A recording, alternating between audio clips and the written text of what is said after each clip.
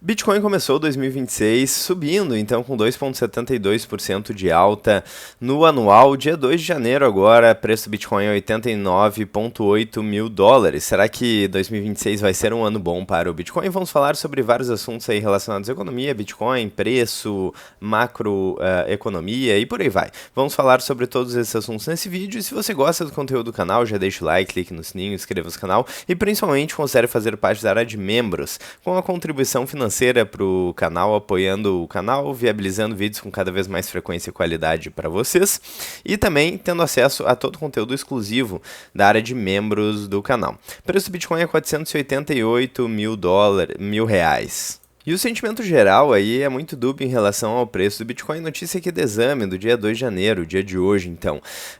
E eles colocam o seguinte: Bitcoin vai ter queda ou disparar em 2026. E aqui eles colocam basicamente três opiniões para não afirmar nada de muito relevante. Eles falam primeiro sobre o JP Morgan, que fala aí sobre uma perspectiva de preço de 170 mil dólares. É um chute bem interessante aí, o JP Morgan é um dos maiores bancos dos Estados Unidos. E daí eles falam também sobre um cenário de baixa aqui, né? Então, peraí, antes disso, aqui tem mais um cenário de alta, né? Do fundador da B2V Crypto, não sei o que é. Mas enfim, aqui espera o preço do Bitcoin a 175 mil dólares. E aqui uma visão pessimista, né?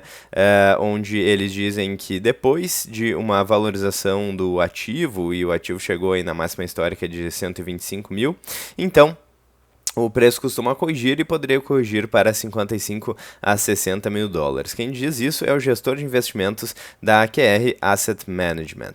Bom, enfim, e daí eles falam, bom, não sabemos, não temos como prever, falam sobre o corte de juros do Banco Central dos Estados Unidos, que provavelmente deve acontecer agora em 2026 nos Estados Unidos, e dizem aí, considerando todos esses fatores, Cortina diz que gestora vê o nível de preço de 100 mil dólares como potencial teto para o ano de 2026. Eu acharia estranho o preço ficar pacato, ficar lateralizando por mais um ano. Eu acho que ou a gente tem uma correção ou a gente tem uma valorização aí no preço do Bitcoin, e se eu tivesse que chutar, eu estaria na valorização, dado que fechamos o ano de 2025 já, né, no negativo. Então é em torno de 5% de queda em dólar. Lembrando, é claro, nada disso é uma dica de investimentos, é o disclaimer clássico que sempre fazemos aqui no canal.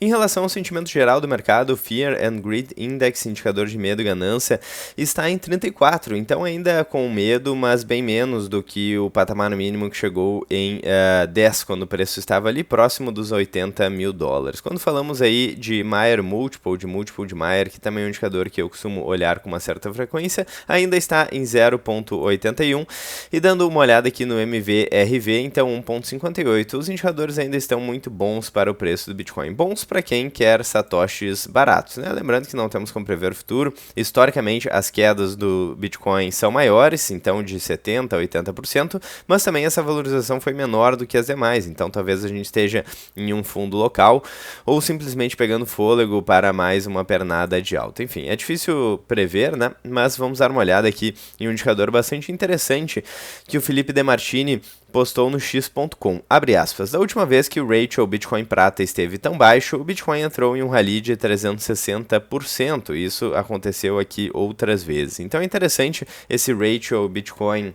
Prata, Bitcoin, ouro, porque todos esses ativos têm a ver com liquidez global. Então o ouro aí teve um ano histórico com mais de 62% de valorização em dólar.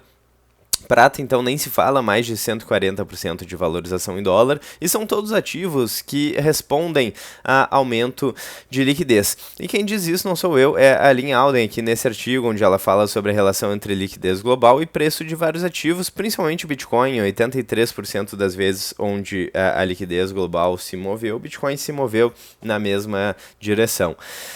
Pelo menos durante o período da pesquisa aqui, né, ela considerou 12 meses. E em 68% dos casos o ouro se moveu, ou seja, existe uma certa relação, mas uma relação menor entre prata, ouro, ações e liquidez, e a maior relação é realmente com o Bitcoin, ou seja, o Bitcoin é uma grande esponja de sugar a liquidez financeira, principalmente levando em consideração que as moedas fiduciárias tendem ao colapso. O dólar já perdeu mais de 97% do seu poder de compra desde 1990, 1913 e o real nem se fala, o real não existia naquela época. Então as moedas fiduciárias, elas tendem ao fracasso, tendem ao colapso.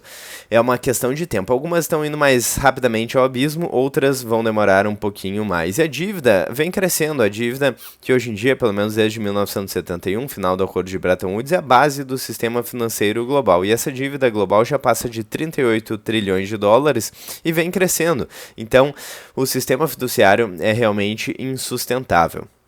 E daí investidores buscam alternativas, e as alternativas mais tradicionais talvez fossem os metais, pelo menos em tempo de uso, né? O ouro já é utilizado como reserva de valor há milênios.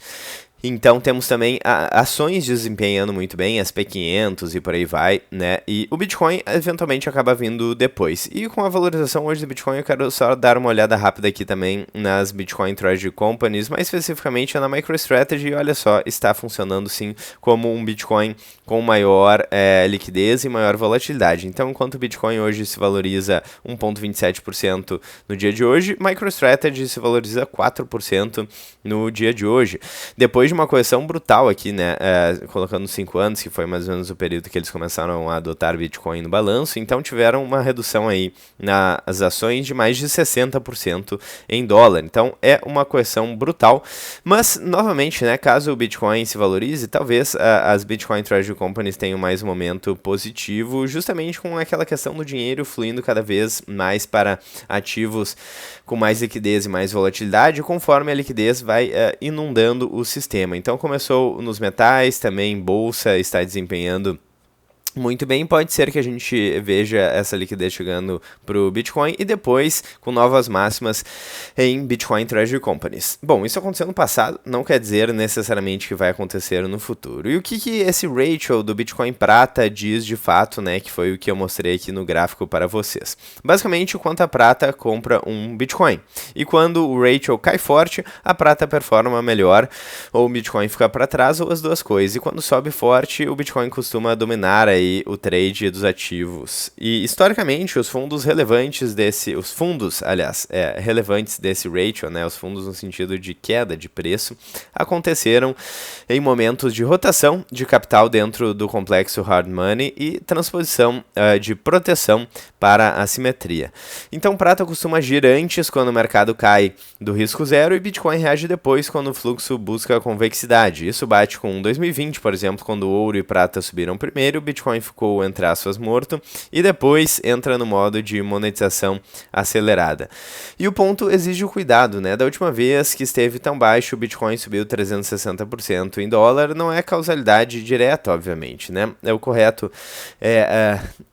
de repente, intuir que esse nível do ratio coincidiu com um regime macro específico, expansão monetária, juros reais negativos, liquidez entrando em hard assets e Bitcoin ainda subprecificado contra a liquidez. E se o regime muda, o sinal perde força. E por que o gráfico ainda é relevante agora? Porque o contexto é parecido, mas não é idêntico, né? Então ouro e prata já performaram, Bitcoin está atrasado relativamente, liquidez global volta a expandir, Bitcoin continua sendo o ativo mais convexo do bloco. Ou seja, não necessariamente o Bitcoin vai subir novamente, né? Mas o Bitcoin costuma ser o último da fila quando o dinheiro migra para ativos monetários. E o último da fila, mas o que mais se valoriza, o que tem a valorização mais exponencial. Então, fundos de ratio Bitcoin prata, historicamente, marcaram momentos em que o capital sai de proteção e migra para a simetria. Isso é muito mais sólido do que prometer 360%, claro, né? Até porque ninguém está prometendo. Ele só afirmou aí que de fato o Bitcoin historicamente se valoriza depois que a gente chega aí nesse fundo de ratio Bitcoin e prata.